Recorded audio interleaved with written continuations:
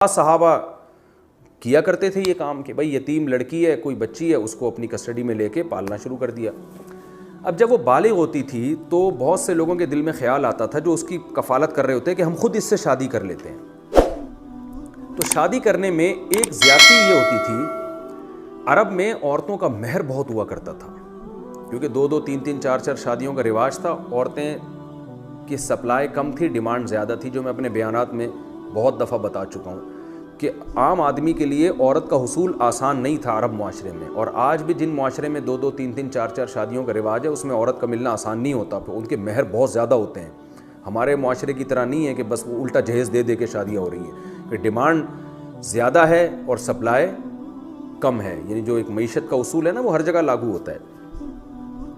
تو اب وہ کیا کرتے تھے کہ رشتے ملنے آسان نہیں تھے، تو وہ کہتے تھے چلو اسی لڑکی کو ہم نے پالا ہے، اب یہ بالغ ہو گئی، ہم خود اس سے شادی کر لیتے ہیں۔ تو مہر بہت کم رکھتے تھے، کیونکہ اگر اس لڑکی کا باپ زندہ ہوتا یا اس کا ولی یعنی چچا وغیرہ زندہ ہوتے تو اس کی طرف پیغام نکاح بھیجا جاتا، تو باپ کو پتہ ہوتا ہے کہ میری بیٹی کی ویلیو کیا ہے، خوبصورتی کے لحاظ سے، خاندان کے لحاظ سے، تو وہ پھر کم مہر پہ راضی نہیں ہوتا، بولتا بھائی یہ تو خوبصورت بھی ہے اور اچھے خاندان کی ہے اور اخلاق والی ہے، دیندار ہے، تو کم از کم میں اتنا مہر اپنی بیٹی کے لیے لوں گا میں۔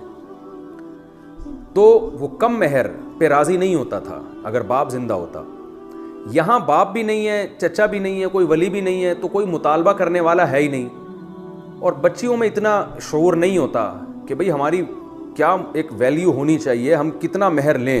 پہلے تو بہت زیادہ مہر لیا جاتا تھا، یعنی بہت سے لوگ بہت زیادہ مقدار میں مہر لیتے تھے، عمر کے اس میں عمر بھی دیکھی جاتی تھی لڑکی کی، پھر یہ بھی دیکھا جاتا تھا کنواری ہے یا طلاق یافتہ ہے یا بیوہ ہے۔ تو اب یہ بچیاں تو کنواری ہوتی تھیں جو بالغ ہوئی ہیں، تو اس میں یہ ہوتا تھا کہ جو شخص متولی ہے، جس نے اس لڑکی کو لے کے رکھا ہے اپنے گھر میں اپنی کسٹڈی میں، جب وہ بالغ ہوئی ہے تو نکاح کی پیشکش کرتا تھا۔ ان بیچاریوں میں اتنے شعور نہیں ہوتا تھا، وہ تو راضی ہوتی تھی، ٹھیک ہے بھی کر لو شادی ہم سے، تو مہر بہت تھوڑا رکھ دیتے تھے، اونے پونے داموں مہر رکھا۔ اس کو کیا پتا، کیونکہ کوئی مطالبہ کرنے والا تو ہے ہی نہیں، باپ اور چچا بھائی ہوتے ہیں جو ذرا، تو مطالبہ تو یہ خود ہی کرے گا کیونکہ یہ ولی ہے۔ تو یہ اپنے چکر میں بعض لوگ کیا کرتے تھے، اپنے آپ کو فائدہ پہنچانے کے لیے بہت تھوڑے مہر میں ان عورتوں سے، لڑکیوں سے نکاح کر لیا کرتے تھے۔ اس میں اس لڑکی کا نقصان ہے، کیونکہ اس باپ زندہ ہوتا تو بھاری بھرکم مہر لیتا، اس لڑکی کے پاس ایک پراپرٹی آ جاتی ہے، ایک اچھا خاصا پیسہ آ جاتا ہے اس کے پاس۔ یہاں کیا ہے، کچھ بھی نہیں آیا، اور یعنی جو اس کا حق بنتا ہے، جس کو مہر مثل کہتے ہیں۔